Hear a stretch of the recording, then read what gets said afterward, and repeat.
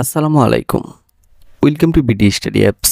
Hello প্রিয় শিক্ষার্থী, তো তোমরা যারা ডিগ্রি দ্বিতীয় বর্ষে রয়েছ, আজকের এই ভিডিওটি তোমাদের জন্য। আমাদের আজকের টপিক প্রাকৃতিক ভূগোল ও পরিবেশ চতুর্থ পত্র, সহজে আমরা বলতে পারি ভূগোল চতুর্থ পত্র। তো তোমাদের যাদের এই টপিকটি রয়েছে, প্রথম থেকে শেষ পর্যন্ত ভিডিওটি দেখো, তো আশা করি অনেক কিছু বুঝতে পারবে। আর আমাদের এই সাজেশনটি ক বিভাগ, খ বিভাগ, গ বিভাগ সম্পূর্ণ প্রশ্ন প্লাস উত্তর সহ। তো এর ফলে যাদের বই নেই তাদের জন্য কিন্তু একটা প্লাস পয়েন্ট হবে। তো চলো, তোমাদেরকে বেশি কথা না বাড়িয়ে ক বিভাগ থেকে কয়েকটি প্রশ্ন দেখিয়ে দিয়েছি।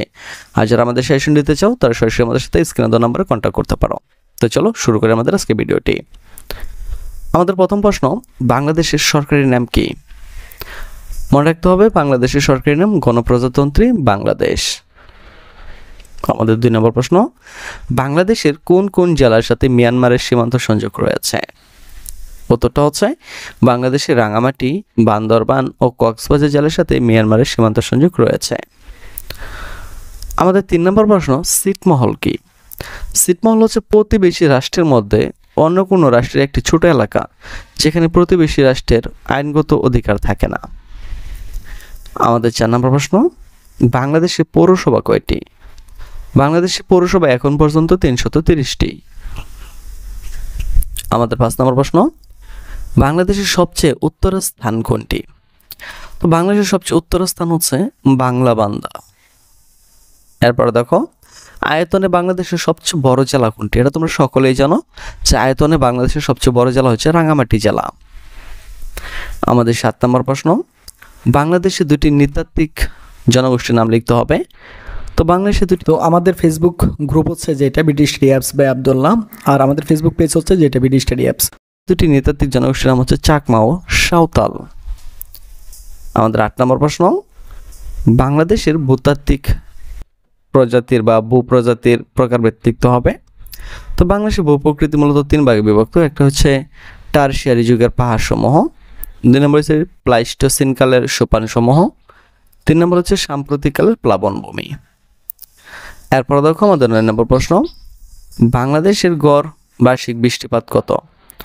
তোমরা অনেকেই জানো যে বাংলাদেশের গড় বার্ষিক বৃষ্টিপাতের পরিমাণ 203 সেন্টিমিটার।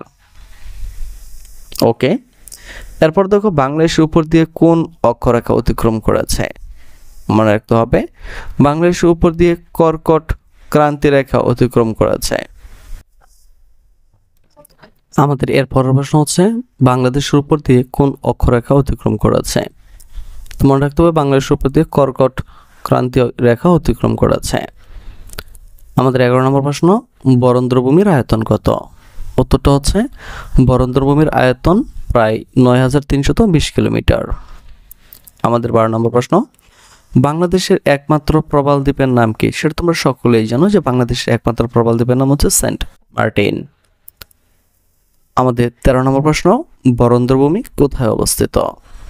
উত্তরটা হচ্ছে বরেন্দ্রভূমি রাজশাহী, বগুড়া, রংপুর, পাবনা ও দিনাজপুর অবস্থিত। আমাদের 14 নম্বর প্রশ্ন, ডক্টর ইসলাম বাংলাদেশের মাটিকে কয়টি শ্রেণীতে বিভক্ত করেছেন? উত্তরটা হচ্ছে ডক্টর ইসলাম বাংলাদেশের মাটিকে 60টি শ্রেণীতে বিভক্ত করেছেন। আমাদের 15 নম্বর প্রশ্ন, বাংলাদেশের বৃহত্তর হাওর কোনটি? তোমরা সকলেই জানো যে বাংলাদেশের বৃহত্তর হাওর হচ্ছে হাকালুকি হাওর। আমাদের 16 নম্বর প্রশ্ন, পদ্মা নদীর উৎপত্তিস্থল কোথায়? মনে রাখতে হবে, পদ্মা নদীর উৎপত্তিস্থল হিমালয় পর্বতের গঙ্গোত্রী হিমবাহ থেকে। আমাদের 17 নম্বর প্রশ্ন, পদ্মা ও যমুনা নদীর মিলনস্থল কোথায়? উত্তরটা হচ্ছে পদ্মা ও যমুনা নদীর মিলনস্থল চাঁদপুরে।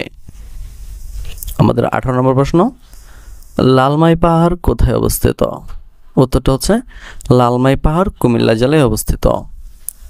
আমাদের 19 নম্বর প্রশ্ন, বাংলাদেশের যে কোনো 2টি সামুদ্রিক মৎস্য কেন্দ্রের নাম লিখো। উত্তরটা হচ্ছে বাংলাদেশের যে কোনো 2টি সামুদ্রিক মৎস্য কেন্দ্রের নাম হচ্ছে, এটা হবে টেকনাফ, হ্যাঁ টেকনাফ না টেকনাফ, টেকনাফ ও মহেশখালী। আমাদের 20 নম্বর প্রশ্ন, পৃথিবীর বৃহত্তম ম্যানগ্রোভ বন কোনটি? এটা হচ্ছে সুন্দরবন। আমাদের 21 নম্বর প্রশ্ন, খনিজ সম্পদ কি? ভূগর্ভস্থ শিলাস্তরের মাটি করে যে প্রাকৃতিক সম্পদ আহরণ করা হয় তাকে খনিজ সম্পদ বলা হয়। আমাদের 22 নম্বর প্রশ্ন, বাংলাদেশের প্রধান 3টি খনিজ সম্পদের নাম লিখো। তো বাংলাদেশের প্রধান তিনটি খনিজ সম্পদের নাম হচ্ছে কয়লা, প্রাকৃতিক গ্যাস ও তেল। আমাদের 23 নম্বর প্রশ্ন, বাংলাদেশের চীনামাটি পাহাড় কোথায় অবস্থিত? এটা তোমরা খুব ভালো করে জানো যে বাংলাদেশের চীনামাটি পাহাড় নেত্রকোনা জেলার বিরিশিরি নামক স্থানে অবস্থিত। আমাদের 24 নম্বর প্রশ্ন, বাংলাদেশের কত শতাংশ লোক বিদ্যুৎ সুবিধা ভোগ করে? এটা হচ্ছে 99%। আমাদের 25 নম্বর প্রশ্ন, বাংলাদেশের চা উৎপাদনকারী দুটি জেলার নাম লিখতে হবে। তো বাংলাদেশের চা উৎপাদনকারী দুটি জেলার নাম হচ্ছে সিলেট ও মৌলভীবাজার। আমাদের 26 নম্বর প্রশ্ন, বাংলাদেশের 4টি সামুদ্রিক মৎস্যের নাম লিখো। বাংলাদেশের 4টি সামুদ্রিক মৎস্যের নাম হচ্ছে রিটা ও রূপচাঁদা, কোরাল ও জেলিফিশ। এরপরে দেখো, বাংলাদেশের দুটি নদীবন্দরের নাম লিখতে হবে। একটা হচ্ছে সদরঘাট নদীবন্দর, একটা হচ্ছে নারায়ণগঞ্জ নদীবন্দর। আমাদের 28 নম্বর প্রশ্ন, মৎস্য উৎপাদনে বাংলাদেশের অবস্থান কত? বর্তমানে 5ম পর্যন্ত রয়েছে। বাংলাদেশের দুটি সেচ প্রকল্পের নাম লিখতে বলছে তারা। তো বাংলাদেশের দুটি সেচ প্রকল্পের নাম হচ্ছে তিস্তা সেচ প্রকল্প এবং গঙ্গা কপোতাক্ষ সেচ প্রকল্প। আমাদের 30 নম্বর প্রশ্ন, বিএডিসি এর পুনরূপ কি? তো বিএডিসি এর পুনরূপ হচ্ছে বাংলাদেশ এগ্রিকালচারাল ডেভেলপমেন্ট কর্পোরেশন। তো এভাবে আমাদের ক বিভাগ, খ বিভাগ, গ বিভাগ সম্পূর্ণ প্রশ্নপত্র সাজানো রয়েছে। তো তুমি চাইলে কিন্তু আমাদের সাথে কন্ট্যাক্ট করে খুব সহজে এগুলো নিয়ে নিতে পারো। তো আজকে এখান থেকে বিদায় নিচ্ছি, কথা হচ্ছে একটি নতুন ভিডিওতে। সে বন্ধু সকলে ভালো থাকো, সুস্থ থাকো এবং সাথে থাকো বিডি স্টাডি অ্যাপসের।